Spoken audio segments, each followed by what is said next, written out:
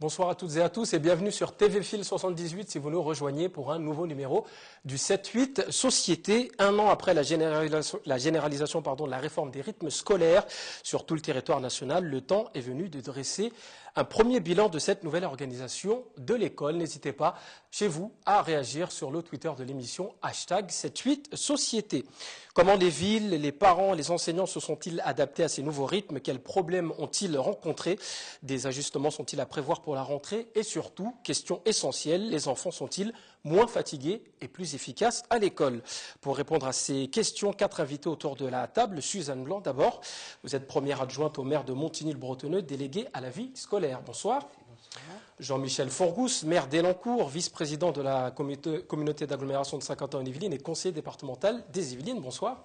Bonsoir. Hélène Kerr, vous êtes secrétaire de l'association de parents d'élèves de la PEP de Guyancourt. Bonsoir. Bonsoir. Et enfin, Laurent Burson, adjoint au maire de Maurepas, délégué à la famille, à l'enfance, à la réussite scolaire et à la jeunesse, tout ça. Bonsoir. Bonsoir. Alors, la PEP a, en cette fin d'année, avec un autre syndicat de parents d'élèves, l'AIPE, organisé un sondage auprès des parents pour savoir s'ils étaient satisfaits des nouveaux rythmes scolaires. Et on va en voir justement quelques résultats. Et la première question que vous avez posée, Hélène Kerr, aux parents, c'est s'ils pensaient que l'aménagement mis en place pour la semaine de 4 jours et demi était plutôt avantageuse par rapport à la fatigue sur les enfants. Et apparemment, 52% trouvent que cette organisation fatigue davantage les enfants. Est-ce que vous pouvez nous expliquer sur le terrain pourquoi ils pensent que ça fatigue plus les enfants, cette organisation des rythmes scolaires? Alors d'abord, le questionnaire a été élaboré par les parents d'élèves. Nous avons repris un questionnaire qui avait été proposé par la PEP nationale et nous l'avons adapté aux questions que se posaient les parents que nous rencontrions au quotidien le matin devant l'école.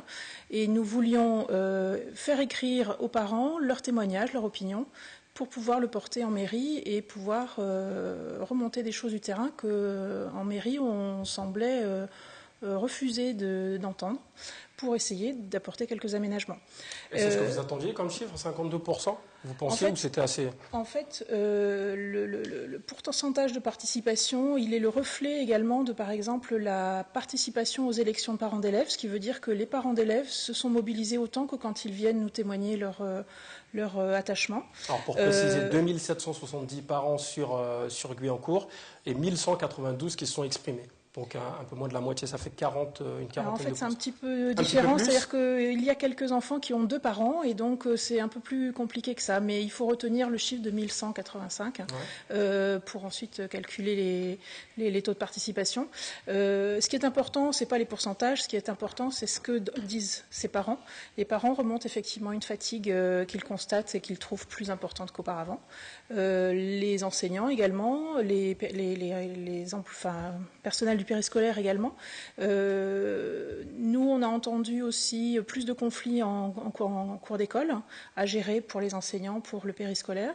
On a entendu une pause méridienne où des enfants de maternelle devraient pouvoir faire la sieste à la maison et revenir faire une activité, où on dit ben non, le retour maternel, ce n'est pas pour faire une activité. Donc voilà, des coupures de rythme qui ne sont pas forcément dans l'intérêt des enfants. Alors justement, vous parliez des maternelles, on a un autre camembert sur les questions que vous avez posées à Guyancourt. Est-ce que les Guyancourtois pensent que le nouvel aménagement du temps scolaire et périscolaire est adapté d'abord aux élèves de maternelle? 59% de parents qui disent non, c'est pas adapté du tout. Et puis pour l'école élémentaire, c'est 47%. Alors pourquoi cette différence entre la maternelle et l'élémentaire? Les parents ont l'air un peu plus mécontents pour les maternelles.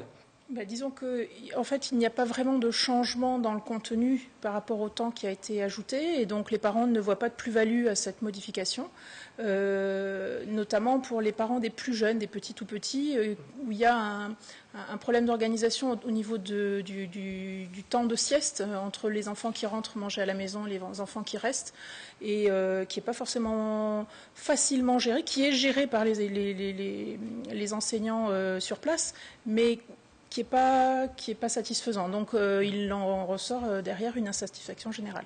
Jean-Michel Forgous, vous aussi avec les parents d'élèves d'Elancourt, est-ce que vous avez des retours déjà de cette première année de généralisation de la réforme? Écoutez, Parce qu'on sait que vous êtes un opposant farouche de cette oui, réforme. d'abord, moi j'étais le premier maire de France, un des premiers en tout cas, à alerter l'ensemble des maires de France de la dangerosité de cette réforme. J'avais une idée à l'époque, parce qu'il y a le coût aussi, qu'elle coûterait entre 1 et 2 milliards. À l'époque, le ministre de l'époque m'avait dit, Vincent Peillon m'avait dit que pas du tout, ça coûterait 0. Je peux vous dire, après il a dit 300 millions, après 600 millions, donc on en est plutôt proche de 2 milliards aujourd'hui. Bon, c'est important parce que à l'heure où les dotations des communes s'effondrent, on a quand même 1000 communes qui sont quasiment sous tutelle en France, avec l'effet de la baisse des recettes de l'État et l'augmentation des dépenses dues au rythme scolaire aussi. Donc je peux vous dire que les collectivités sont dans une situation extrêmement grave. Donc il ne faut pas oublier de le dire, ça. Bon. Deuxièmement, sur maintenant l'équipe pédagogique, ça sème une zizanie dans les équipes pédagogiques, parce que d'abord, nos animateurs, on a eu beaucoup de mal à les recruter. En plus de les avoir, je crois qu'on a près de 180, je ne sais plus, près de 180 animateurs. Vous imaginez ce que c'est d'abord de gérer ça, de recruter, de former, de manager, enfin c'est travail, bon, de trouver ceux qui ont les bons diplômes, etc. Bon, c'est très difficile. Enfin, je crois qu'on a eu un qui est parti au djihad, pas à Elancourt, mais sur d'autres communes, dans les animateurs. Enfin, il faut voir que c'est très compliqué. On déclenche pas. Oui, mais on déclenche pas. Attendez, la qualité. La qualité du recrutement, le management, c'est mission impossible pour beaucoup de communes. Bon, surtout pour les petites communes. Quand vous demandez à un gars de venir 45 minutes et qu'il a 45 minutes de trajet aller et 45 minutes de trajet retour, mais où est la rentabilité? Donc, c'est un vrai problème. Bon, deuxièmement, bien sûr, problème entre les profs qui, eux, ont un vrai métier. C'est un métier d'enseigner la pédagogie, parce que on est quand même dans le champ de la pédagogie. C'est un vrai problème. C'est deux équipes complètement différentes qui n'ont pas les mêmes objectifs ni les mêmes méthodes. Ensuite, les locaux, c'est le bordel le plus complet, parce que les profs, eux, ils veulent pas donner leur classe pour une animation, voilà, parce que d'abord ça désorganise la classe, ils ne retrouvent pas leurs repères le lendemain. Deuxièmement, ils ne veulent pas qu'ils utilisent les TNI non plus, parce que dans les TNI, il y a des contenus. Si les animateurs qui ne sont pas formés changent les contenus, c'est le bordel. Troisièmement, les tablettes, idem. Bon, bref, ça provoque une désorganisation de l'équipe pédagogique, et ça, je peux vous dire, c'est bien sûr, ça fait baisser les résultats scolaires, un truc pareil. Alors, et puis, les enfants sont plus fatigués en maternelle, mais vous l'avez déjà dit, c'est exactement le contraire de la promesse. On a vendu ça aux Français, c'est un fiasco total, cette réforme. C'est le fiasco à Elancourt, mais on entend en tout cas que désolé sur Montigny. Apparemment, Montigny, ça se passe très bien. Alors, comment ça s'est passé cette Chez les riches, alors, il faut dire, chez les communes riches, chez les communes riches et les communes, voilà, il faut être très riche pour c'est vrai, je vous rappelle, à Vélizy, il y a des cours de violon. Il y a des thérapeutes de violon. Vélizy avait mis en place des années. Quand Touzeruth avait proposé une réforme. Est-ce que c'est parce que vous êtes une commune riche que ça se passe bien? Non, on n'est pas plus riche qu'Elancourt. Donc, ce qu'il y a surtout, c'est que on est parti du principe il y a bientôt, 2 ans maintenant, un petit peu plus de 2 ans, je crois, je n'ai plus exactement la date de la sortie du décret en tête. 2013, oui. Voilà, donc oui, on est 2 ans en arrière, et on s'est dit que puisque le décret était sorti, que certes ça n'était pas une loi mais que c'était un décret, et que donc plutôt que de dire on va attendre la dernière minute, on s'est mis à travailler. Vous avez anticipé pour préparer. Tout à fait. Oui. Donc on a créé, alors en plus votre débat d'aujourd'hui tombe très bien, puisque notre dernier comité de pilotage et comité technique a eu lieu vendredi matin. Donc j'ai vraiment des infos toutes fraîches par rapport à tout ce qui s'est passé toute cette année. Et je crois vraiment que le fait d'avoir travaillé comme ça sur 1 an et demi, en rassemblant tout le monde du mieux possible, parce que je suis d'accord avec toi, c'est vrai que ça n'était pas évident de faire travailler les uns avec les autres, même s'ils se connaissent et s'ils se côtoient, animateurs, enseignants, tout au long de la journée dans les écoles, et avec les ATSEM aussi au niveau des maternelles, ça n'était pas évident. Donc ça a été un travail de longue haleine, avec les parents d'élèves aussi, bien sûr, toutes les fédérations représentées. Et donc, pour vous, ça a plutôt marché? Et donc, ça a plutôt marché. Voilà, au début, on a essuyé les plâtres, mais ça, on en était conscient. Donc, mais petit à petit, je vous le dirai après, petit à petit, voilà, on a fait sauter des verrous. Alors, justement, pour finir ce premier tour de table, Laurent Burson, comment ça s'est passé du côté de Maurepas? Alors, justement, donc, nous sommes arrivés, donc, l'équipe municipale actuelle, donc, dont le maire Grégory Garesti, nous sommes arrivés, donc, aux affaires, donc, l'année dernière. Et force était de constater que rien, voire très peu de choses avaient été mises en place. Donc c'est vrai que aucun travail voulait dire commencer par la majorité, parce qu'il y a un travail, mais sans concertation, un peu décidé, un peu comme ça. Et alors j'en profite, oui. M. Burson, puisque vous parlez d'opposition. On avait invité à venir débattre d'autres mairies de gauche, mais voilà, on n'a pas eu de réponse. Voilà. C'est pour ça que voilà, peut-être qu'il manquera un petit peu de diversité politique autour de la table, voilà, pour que les téléspectateurs... un grand enthousiasme de nos amis de gauche pour soutenir cette réforme. Ou peut-être qu'ils étaient occupés, ça c'est autre chose. Monsieur Burson, pour terminer. Toujours est-il que c'est pour ça que donc, quand nous sommes arrivés donc, aux affaires, donc nous avions demandé, nous avions refusé de mettre en place cette réforme et demandé un report pour avoir le temps de tout mettre en place pour la rentrée qui arrive. Donc nous avons mis en place, malgré tout, contraint et forcé, donc, la réforme des rythmes scolaires, avec un scénario qui n'était pas forcément satisfaisant, mais sur lequel nous n'avions pas le choix. Et donc, un petit peu comme vous disiez, donc nous avons essuyé les plâtres. Ça a démarré difficilement, puis peu à peu, au fur et à mesure de l'année, donc on a organisé les choses plus facilement et donc ça s'est amélioré au fur et à mesure de l'année. Maintenant, ce n'est pas encore satisfaisant. C'est pour ça que dès septembre, nous modifions l'organisation pour mettre en place des activités de qualité, en sachant que cette mise en place, c'est exactement ce qu'on demandait l'année dernière en demandant ce report.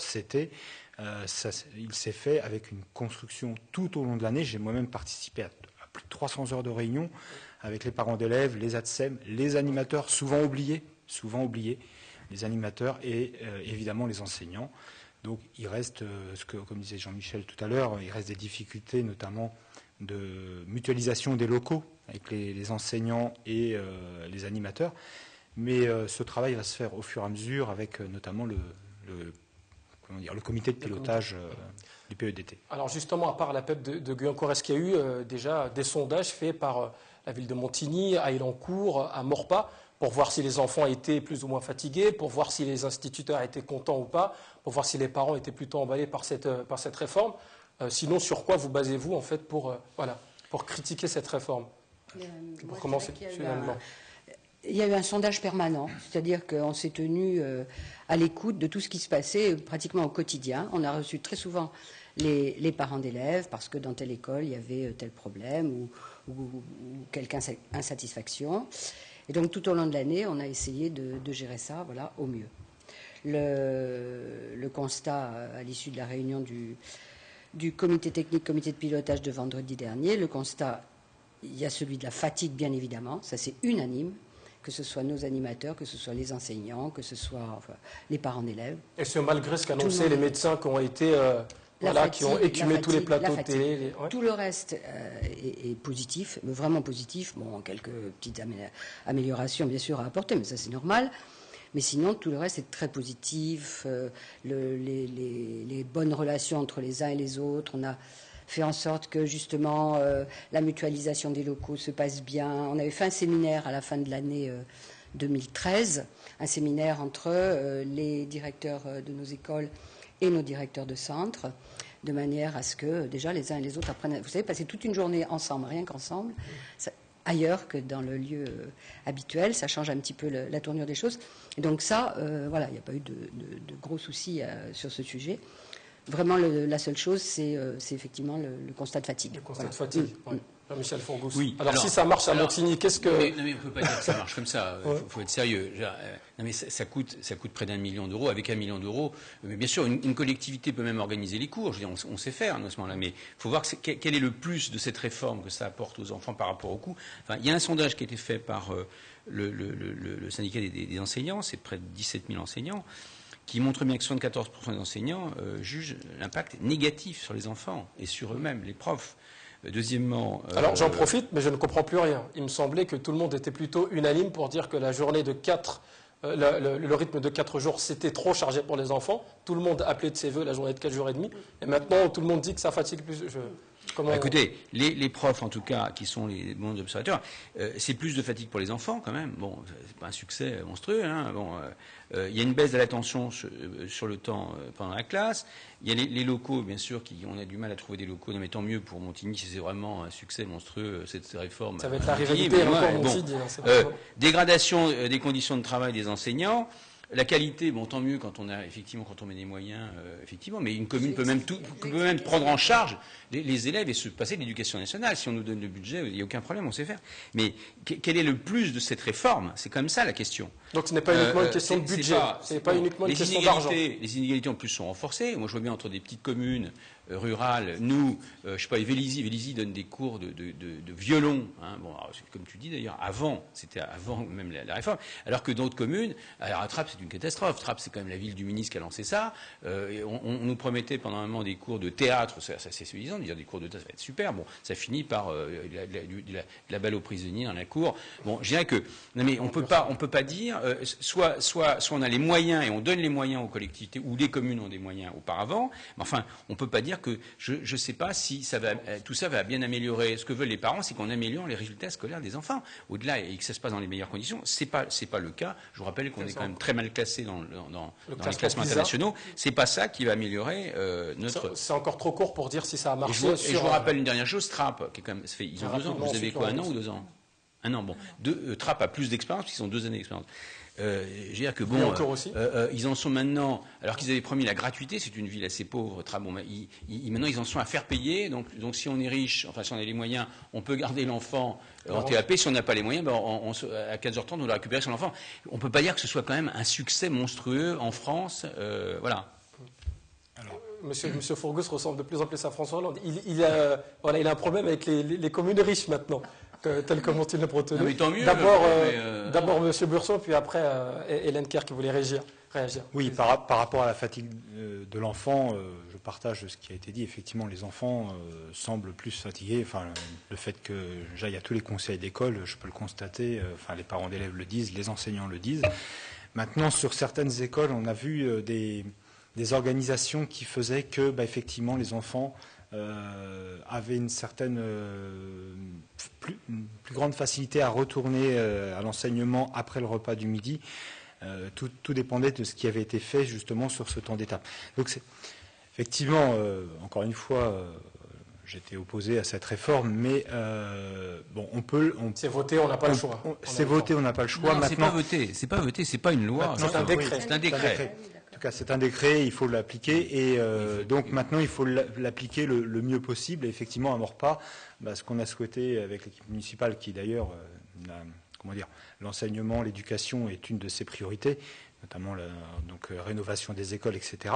Nous avons souhaité effectivement faire en sorte que cette réforme, vu qu'elle est là, la mettre en place avec des moyens de qualité. Ça va commencer vraiment de manière plus poussée, je dirais, en septembre, puisqu'on va y faire intervenir pendant cette étape des éducateurs sportifs, notamment des associations. Donc de l'argent supplémentaire. De l'argent supplémentaire, effectivement, puisqu'on va être aux alentours, sur une année pleine l'année prochaine, pour Maurepas, qui est moins de 2000 élèves, à 400 000 €, le coût d'étape.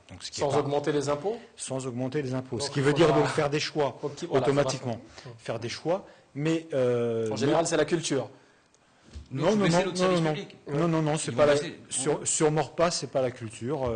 Vous avez toujours un café de la plage, par exemple, dont je suis aussi au niveau de la jeunesse. Également. Voilà.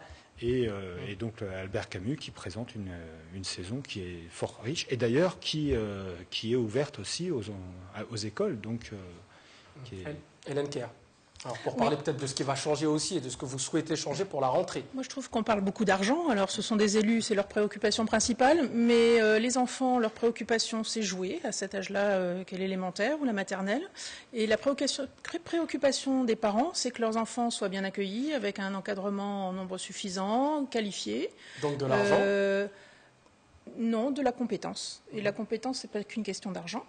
Et puis, qu'il y ait effectivement les locaux adaptés, vous le dites, mais on a en général dans les écoles du secteur plutôt des locaux très bien faits, C'est qu'une question de partage, donc de concertation, de travail pour que ce qui se fait en périscolaire soit valorisé du côté enseignant et vice-versa, parce que ce n'est pas toujours le cas.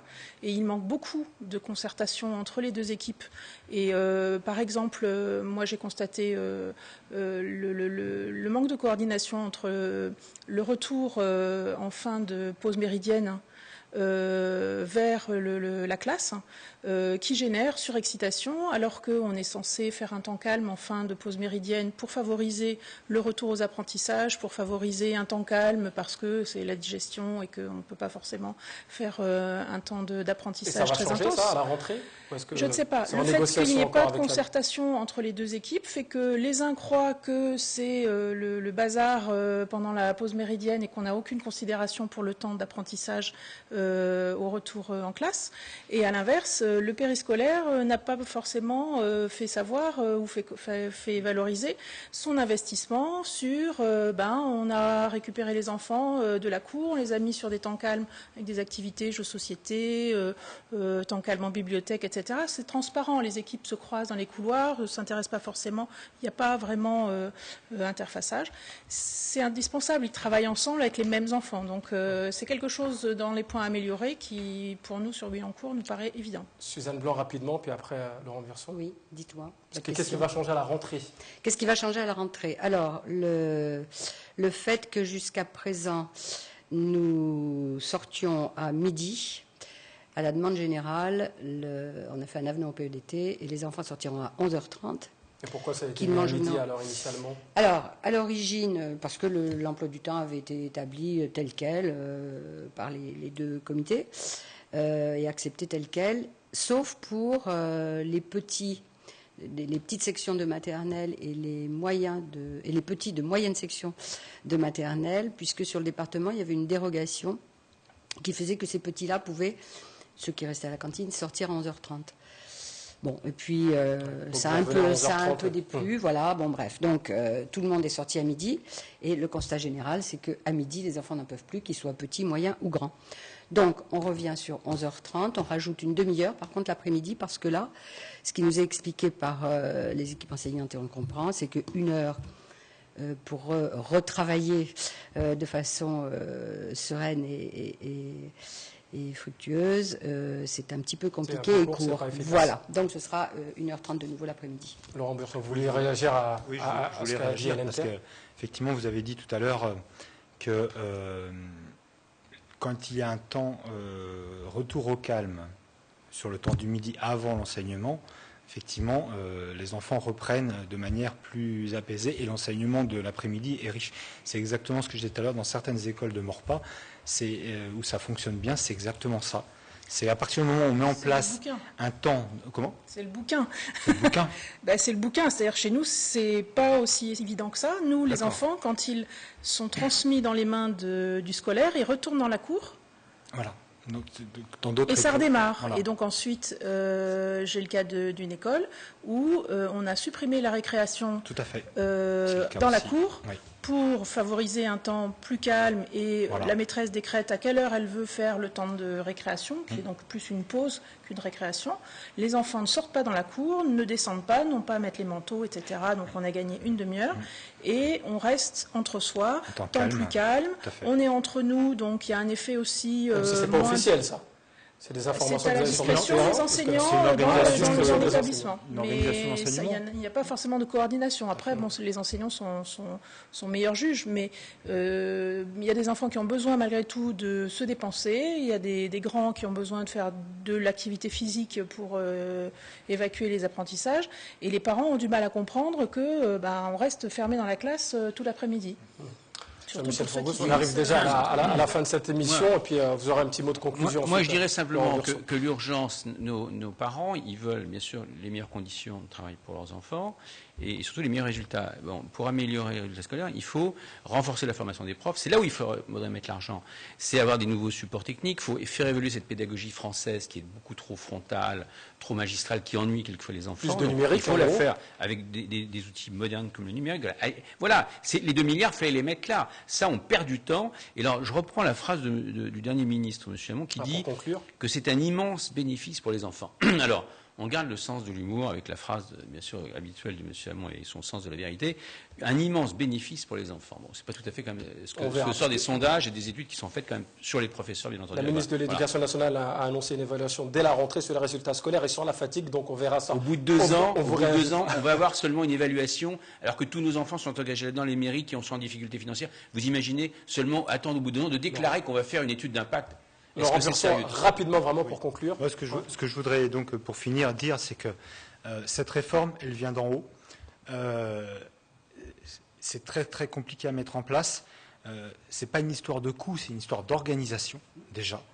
Et c'est vrai que c'est vraiment dommage que ça se soit passé comme ça. Parce que, à partir du moment où, comme on a fait cette année, on fait de la concertation, comme j'ai dit, avec les animateurs, les parents d'élèves, etc., on arrive à quelque chose qui va commencer à donner de l'intérêt pour cette réforme.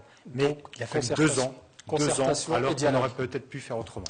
Merci à tous les 4 d'avoir participé à ce dernier débat de la saison. Merci, c'était très intéressant. Merci à toute l'équipe de TV Fil, la rédaction, les équipes techniques bien sûr. On se retrouve à la rentrée pour de nouvelles aventures. Vous l'avez remarqué, il faisait très chaud sur le plateau. Donc, bon été à tous. Est-ce qu'on peut remercier nos équipes quand même ?